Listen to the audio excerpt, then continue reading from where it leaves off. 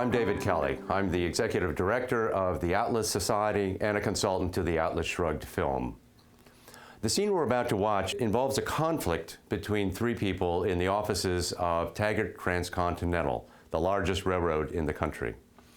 There's James Taggart, the president of the railroad.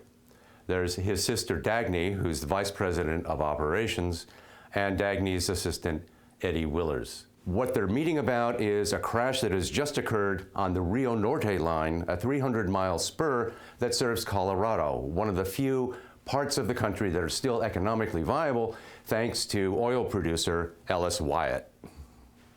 These are the cancellations. People are giving up trying to use the line. Their business is going to the Phoenix Durango. I have new steel rails coming from Oren That Boyle. order is 13 months old. The Phoenix Durango has cut deeply into our shipping business. They now expect to have Wyatt Oil as their main account. He needs us as much as we need him. Ellis Wyatt has put Taggart Transcontinental on notice. He'd rather backlog, for Christ's sake, with any competitor than ship anything Wyatt's more a greedy bastard. You know, we've been serving the Colorado region since my great-great-grandfather ran this company. What happened to loyalty, Eddie? Perhaps the problem is we haven't updated that branch since your father ran the company. Are you accusing me of not doing my job? Be careful, Eddie. There's one thing I learned from my father. Everyone's expendable. Let me be very clear, James. Colorado is our last hope. If we don't do something about it, there's not gonna be a railroad. I'm still the president of this company, regardless of my sister. Morning. Eddie, can you give us a minute? I need to have a conversation with my brother. A meeting without your right-hand man.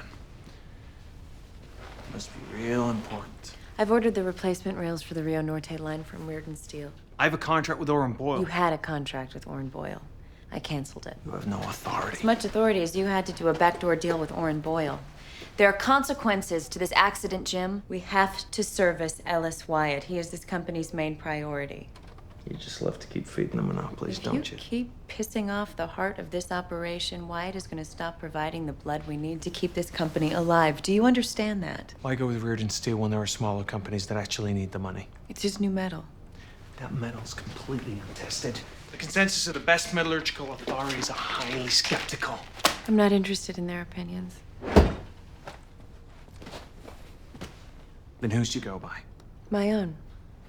What on earth do you know about Reardon metal? It is tougher, cheaper, lighter than steel, and will outlast any hunk of metal in existence. Says who? I studied engineering in college, Jim. When I see things, I see them. Well, what do you see? Reardon's plans and the research he's done, this is the greatest metal on the market. Dagny, nobody's used Reardon metal. We will. Why do we have to be the first? Do you want to save Colorado or not? I'm not taking responsibility for any of this. You don't have to take responsibility, Jim. I will. Just know that this is the consequence of your policies. This scene illustrates the difference between two fundamentally different ways of functioning in the world. Eddie's concern is the crash. It happened. It's a fact that has to be dealt with. But James seems more concerned with his status in the company, as when he tries to dress down Eddie for being insubordinate. And the crash, the need to replace the crumbling tracks of the Rio Norte line, well, they seem to be at best secondary considerations for him. When Dagny arrives, like Eddie, she is focused on the problem, not on personalities or relationships in the company. And she's also got a solution. And that's when she and James get into a deeper conflict because James is scared. The experts are skeptical, he says. It's never been tried. Why do we have to be the first? Dagny says, I don't care about the opinions of the experts. He says, whose opinion do you rely on? And she says, my own. I studied engineering in college, Jim. When I see things, I see them.